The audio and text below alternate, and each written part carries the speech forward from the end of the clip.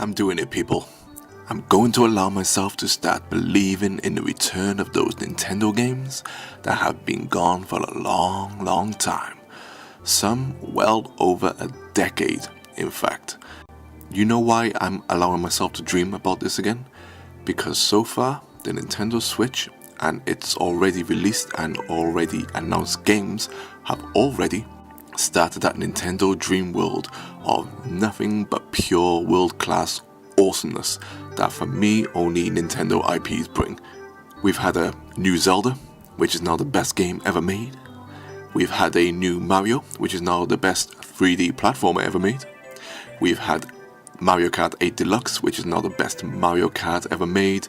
And we've had the awesomeness of the new IPs like Splatoon 2 and ARMS, which is Nintendo multiplayer at its best.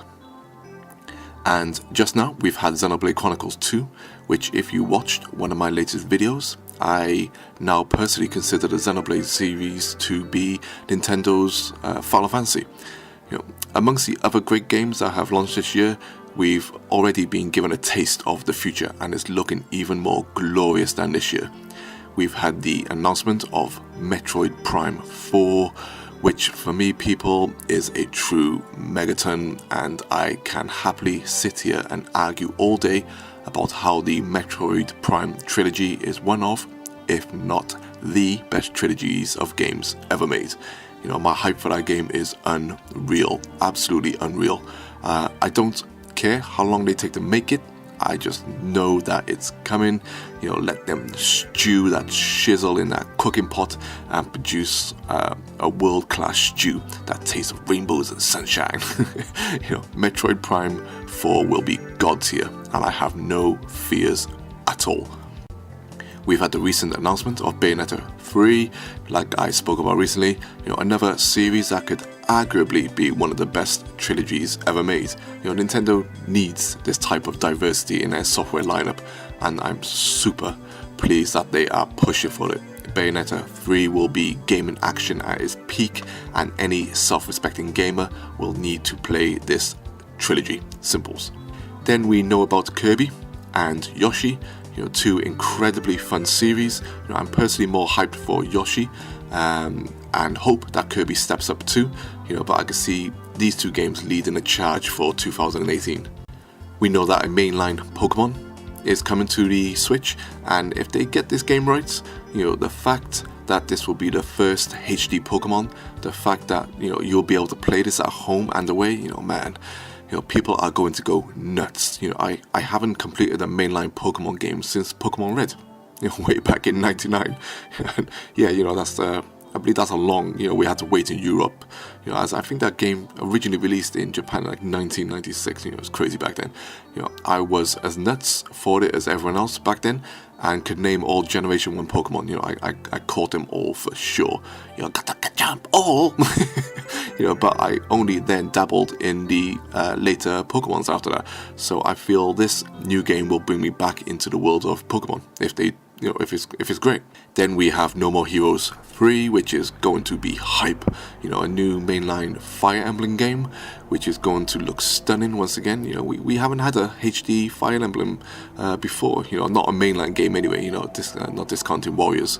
And we know Octopath Traveler from Square is coming, and after the demo, I'm more than impressed enough for me to buy that game day one. Plus Nintendo showed off some music today, and it sounded great. And we have a wealth of other games announced for this console from third parties, that I won't talk about here. But in terms of Nintendo games, I feel anything is possible with this console. Because, it started off so strong. I feel games like Animal Crossing, Smash Brothers, Pikmin, and even Luigi's Mansion are somewhat inevitable. That's how I feel. So I want to talk about a few games I'm allowing myself to dream for. Games that I actually feel could finally come back to Nintendo home consoles. Games I haven't seen since the Nintendo 64 and the GameCube. So the first game I want to talk about is FZero.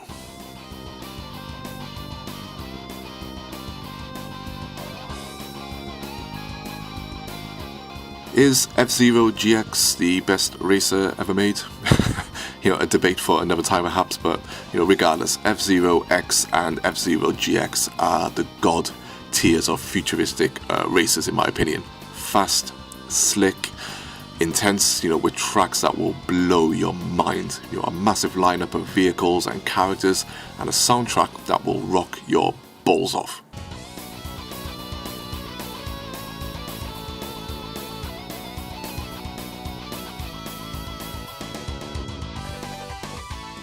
But the last console, F-Zero, came out in 2003, which is insane, and it was developed by Sega, who for me nailed the formula for F-Zero. Since GX, I've wanted a new F-Zero, ever since, and I feel that now is the time for it to return, as futuristic races are making a small comeback, amongst a lot of other games. Starting off with the awesome Fast RMX from Shinen on the Switch, which pays homage to F-Zero by having the same announcer as the series had. We've never had a HD F-Zero with online play. Just imagine that. 30 racers online bombing it across insane tracks while smashing each other up. That's now's the time begin.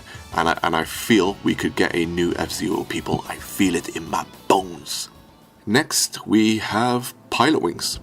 Pilotwings on the SNES was awesome. Absolutely loved it. But Pilotwings 64 has been the best in the series in my opinion, and I'm going to ignore the 3DS game, which I felt like more of a tech demo than a full-fledged new Pilotwings. A new Pilotwings on the Switch with its built-in motion controls, could be sensational. Wii Sports Resort proved this, and the recent reveal of that cancelled Wii Fly from Factor 5, has made me yearn for a new Pilotwings even more. The magic of the Nintendo EAD Pilotwings 64, has remained with me forever. The amount of time I spent just in Birdman mode, flying around those wonderfully crafted levels with the most chilled out song on the N64.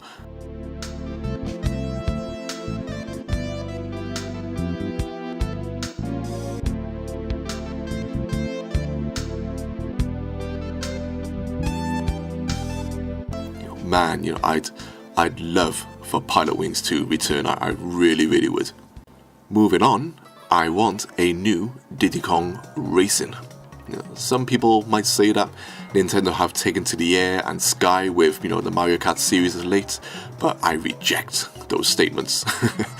Mario Kart only glides for moments, and going underwater fundamentally changes nothing in the game. Diddy Kong Racing on the N64 took all those aspects and created unique vehicles and levels that focused on them, but also made some of them possible to have different crafts in, drastically changing the track for the player once again.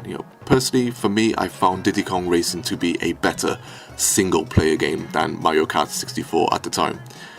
Sure, we couldn't have Banjo and Conker in there now, because they've gone to the dark side, and I believe another character belongs to Rare from that game.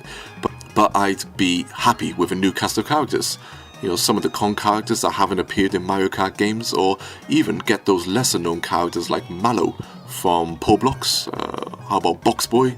The arcade bunny from Badge Arcade on the 3DS, which could turn into a bit of a Crazy Racers. Remember that game from Konami? With an assortment of characters. As great as Mario Kart 8 is, there is always room for another kart racer with a twist. And I feel it's about time Diddy Kong Racing came back with another awesome adventure mode and Whizpig. Come on, begin. Next, we have Wave Race. Wave Race 64 to this day is a perfectly controlled racer. The N64 analog stick showing you how it changed the gaming landscape, and the water effects, oh man, don't get me started on how awesome they were and still are. I feel Wave Race Blue Storm lacked the magic and tight controls that Nintendo EAD brought with Wave Race 64, but I still very much enjoyed it, and the weather effects produced by the GameCube will still blow you away today. Truly incredible stuff. Wave Race is unfairly neglected IP, I feel, for Nintendo, and if it was to come back now, I feel it might find a new crowd of people who love fun racing games. Once again, think of that HD rumble when hitting those waves. Slapping some online multiplayer and leaderboards for those stunt modes that were in the previous games, and I'll be in watery heaven. Especially thinking about how good Nintendo would make those waves look. There's that Aqua Motor Racing from Resolution Interactive, but you can just tell that game doesn't look great, unfortunately. Wave Race is the true jet ski game, and I need it in my Switch life. And finally, we have Advance Wars, a series once only on portable Nintendo machines, but one that can remain on them, and now also jump on the TV thanks to the uniqueness of the Switch. We had Battalion Wars, another series I wouldn't mind, another entry in, but it was no Advance Wars. The Advance Wars games for me are some of the best strategy games I've ever played, and Dual Strike on the DS was freaking awesome, as well as the original 2 Game Boy games. A console version of this game would be immense, and if you remember that game Wargroove, which is being developed by Chucklefish, that's paying homage to Advance Wars, and it looks great as well, but there's no denying that everyone would love a new entry in the Advance Wars series. You could take the Switch off the dock to design levels using a touchscreen, then put it back on the dock and continue to play the level.